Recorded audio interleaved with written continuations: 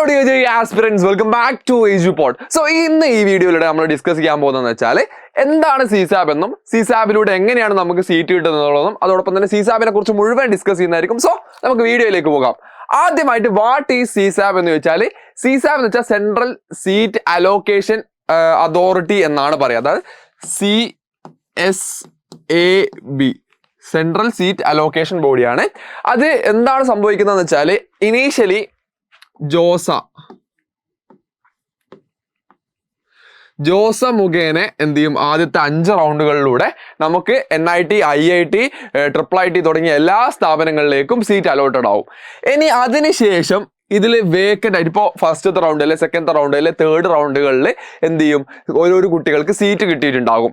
ആ കിട്ടിയ കുട്ടികൾ എന്ത് ചെയ്യുന്നു, അവരുടെ സീറ്റ് വിഡ്രോ ചെയ്യാം. 5th റൗണ്ടിന് ശേഷം അവർക്ക് സീറ്റ് വിഡ്രോ ചെയ്യാം, അല്ലെങ്കിൽ അവരുടെ ഫീ അടക്കാതെ വിഡ്രോ ആയി പോവാം. അങ്ങനെ പല കാരണങ്ങളാലും അവരുടെ എന്ത് ചെയ്യുന്നു, അവരുടെ സീറ്റ് ക്യാൻസൽ ആവുന്നു. അപ്പോൾ ആ സീറ്റ് എന്തിലേക്ക് വരും, CSABിലേക്ക് വരും.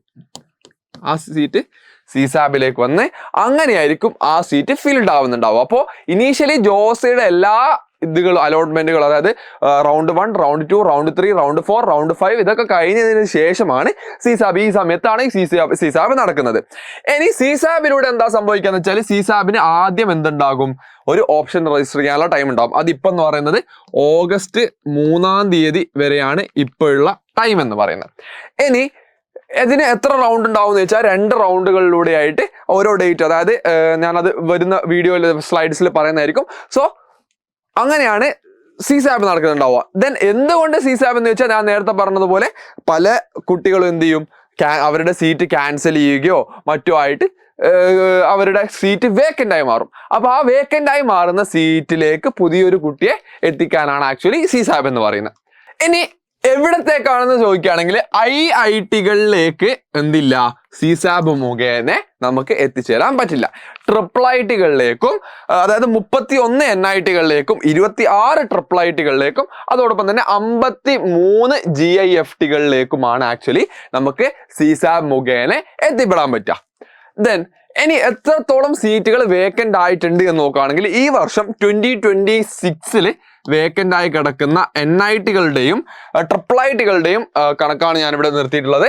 4850 സീറ്റുകൾ NITകളിലും 3628 സീറ്റ് IIITകളിലും. എന്നാൽ NIT കാലിക്കറ്റിലേക്ക് മാത്രം നോക്കുകയാണെങ്കിൽ കേരളത്തിലുള്ള പല ആസ്പിറൻസിന്റെയും ഡ്രീം കോളേജ് ആയിരിക്കും. അപ്പൊ അവിടെ എത്രത്തോളം സീറ്റ് വേക്കൻ്റ് ആണ് എന്ന് ചോദിച്ചാൽ ഏതാണ്ട് 283 സീറ്റ് NIT കാലിക്കറ്റിലും വേക്കൻ്റ് ആയിട്ടുണ്ട്. ദെൻ എങ്ങനെ ഇതിനെ അപ്ലൈ ചെയ്യണം എന്ന് ചോദിച്ചാൽ നമ്മുടെ CSAB അഥവാ CSAB.nic.in എന്ന വെബ്സൈറ്റിൽ കയറിയിട്ട് അതിൽ നമുക്ക് ചോയ്സ് ഫില്ല് ചെയ്യാനുള്ള ഓപ്ഷൻ ഉണ്ട്. അവിടെ നമ്മൾ JEയുടെ ക്രെഡൻഷ്യൽസും സാധനങ്ങളും ഒക്കെ അടിച്ചു കൊടുത്താൽ നമുക്ക് ചോയ്സുകൾ ഫില്ല് ചെയ്യാൻ പറ്റും. അതിന് നമ്മൾ ഓരോ ചോയ്സുകളായിട്ട് നമുക്ക് കിട്ടാൻ സാധ്യതയുള്ളതും നമുക്ക് വേണ്ടതുമായിട്ടുള്ള താല്പര്യമുള്ള കോഴ്സുകളും അതോടൊപ്പം തന്നെ കോളേജുകളും അതിൽ നമ്മൾ എന്ത് ചെയ്യുക, ചോയ്സ് ഫില്ല് ചെയ്യുക. അതിനുശേഷം മോക്ക് അലോട്ട്മെന്റ് ഇന്ന് വന്നിട്ടുണ്ട്. നമ്മുടെ 6-ാം തീയതിയാണ് ആദ്യത്തെ അലോട്ട്മെന്റ് വരുന്നത്. സോ അപ്പോഴൊക്കെ നമുക്ക് ഏതൊക്കെ സീറ്റിൽ എവിടെയൊക്കെ കിട്ടും എന്നുള്ളതിനെ പറ്റി കറക്റ്റ് ധാരണ കിട്ടും. ദെൻ എലിജിബിലിറ്റിയെ കുറിച്ച് പറയുകയാണെങ്കിൽ JEE മെയിൻ ഇപ്പോൾ ഇതിലേക്ക് BArcലേക്കും B പ്ലാനിങ്ങിലേക്കും അതോടൊപ്പം തന്നെ BTechലേക്ക് നടക്കുന്നുണ്ട്. സോ അതിന് സെപ്പറേറ്റ് ആയിട്ടുള്ള എക്സാം JEE മെയിനിൽ നടക്കുന്നുണ്ട്. സോ JEE മെയിനിൽ നിങ്ങൾ ഏതാണോ ആഗ്രഹിക്കുന്നത്, അതായത് BArc ആണെങ്കിൽ BArcന്റെ എക്സാം എഴുതിയിരിക്കണം. And JEE main normal BTech ആ സാധനമാണെങ്കിൽ നോർമൽ JEE മെയിൻ BTech പ്രോഗ്രാമിന്റെ എഴുതിയിരിക്കണം. B പ്ലാന്റേതാണെങ്കിൽ ആ രീതിക്ക് എഴുതിയിരിക്കണം. അപ്പോൾ നിങ്ങൾ JEE മെയിൻ എഴുതിയിട്ടുണ്ടെങ്കിൽ നിങ്ങൾക്ക് ഇതിന് എലിജിബിൾ ആണ് എന്നാണ് അതിന്റെ അർത്ഥം. ഇനി ഏതൊക്കെ ആൾക്കാർക്കാണ് അപേക്ഷിക്കാൻ പറ്റുക എന്ന് ചോദിച്ചാൽ, ഒന്നാമതായിട്ട് നിങ്ങൾ ഓൾറെഡി നിങ്ങൾ ജോസയ്ക്ക് രജിസ്റ്റർ ചെയ്തിട്ടില്ല. ജോസയ്ക്ക് രജിസ്റ്റർ ചെയ്യാത്ത ഒരാൾക്ക് എന്ത് ചെയ്യാൻ പറ്റും, ഇതിൽ CSABിൽ ഒരു പുതുതായിട്ട് രജിസ്റ്റർ ചെയ്യാൻ പറ്റും. ഇനി ജോസയ്ക്ക് രജിസ്റ്റർ ചെയ്തു പക്ഷേ സീറ്റ് ഒന്നും കിട്ടിയില്ല, അങ്ങനത്തെ ഒരാൾക്കും എന്ത് ചെയ്യാൻ പറ്റും, ഇതില് അപേക്ഷിക്കാൻ പറ്റും. ഇനി ജോസക്ക് രജിസ്റ്റർ ചെയ്തു, സീറ്റ് കിട്ടി, പക്ഷെ ഫീ അടക്കാത്തത് കൊണ്ട് എന്ത് ചെയ്തു, അവരുടെ സീറ്റ് പോയി. ആ ടൈപ്പ് 3ാമത്തെ കാറ്റഗറിയിലുള്ള ആൾക്കും രജിസ്റ്റർ ചെയ്യാം. ഇനി ഓൾറെഡി സീറ്റ് നമ്മുടെ പൈസ അടച്ച് സീറ്റ് എടുത്തു, അതിനുശേഷം 5ാമത്തെ റൗണ്ടിന് ശേഷം എന്ത് ചെയ്തു, വിഡ്രോ ചെയ്തു. അങ്ങനെ വിഡ്രോ ചെയ്ത ഒരാൾക്കും എന്ത് ചെയ്യാൻ പറ്റും, CSABിൽ അപേക്ഷിക്കാൻ പറ്റും.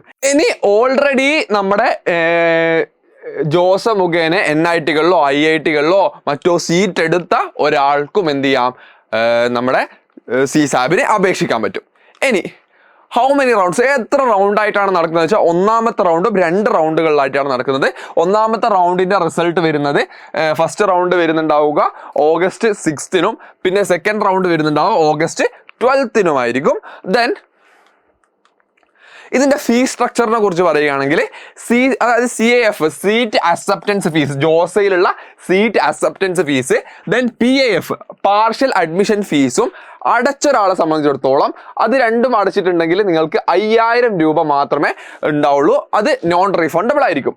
ഇനി ഇത് പേ ചെയ്തിട്ടില്ലെങ്കിൽ CAF-ഉം PAF-ഉം നിങ്ങൾ പേ ചെയ്തിട്ടില്ലെങ്കിൽ നിങ്ങളൊരു ജനറൽ കാറ്റഗറി അല്ലെങ്കിൽ SC ST PWD ഇതല്ലാത്ത ഇതിൽപ്പെട്ട കാസ്റ്റിൽപ്പെട്ട ഒരാളാണെങ്കിൽ നിങ്ങൾക്ക് 40K ആണ് വേണ്ടി വരിക. ഇനി നിങ്ങൾ SC ST അല്ലെങ്കിൽ PWD കാറ്റഗറിയിൽ പെട്ട ഒരാളാണെങ്കിൽ നിങ്ങൾക്ക് ഏതാണ്ട് 19,000 അതായത് 19,000 രൂപയാണ് വേണ്ടി വരിക. ഇനി CAF മാത്രം പേ ചെയ്ത ഒരാൾ വിഡ്രോ ചെയ്ത ഒരാളാണെങ്കിൽ, അതായത് CAF ഓൾറെഡി പെയ്ഡ് ആയിരിക്കും, അതിന്റെ റീഫണ്ട് വന്നിട്ടുണ്ടാവില്ല. അപ്പോൾ CAF മാത്രം പേ ചെയ്ത ഒരാൾ വിഡ്രോ ചെയ്ത ഒരാളാണെങ്കിൽ അവർക്ക് 17,000.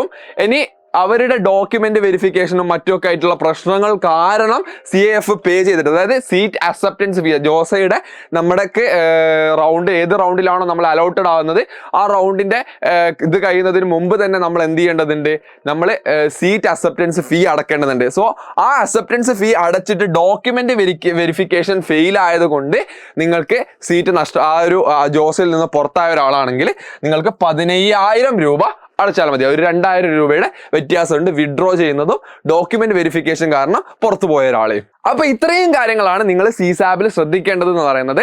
സോ നിങ്ങൾക്ക് ഉള്ള ഡൗട്ടുകളൊക്കെ നിങ്ങൾക്ക് കമന്റ് ബോക്സിൽ കമന്റ് ചെയ്യാൻ പറ്റുന്നതാണ്. സോ അടുത്തൊരു വീഡിയോ ആയിട്ട് കാണുന്നവർക്കും ബൈ ബൈ.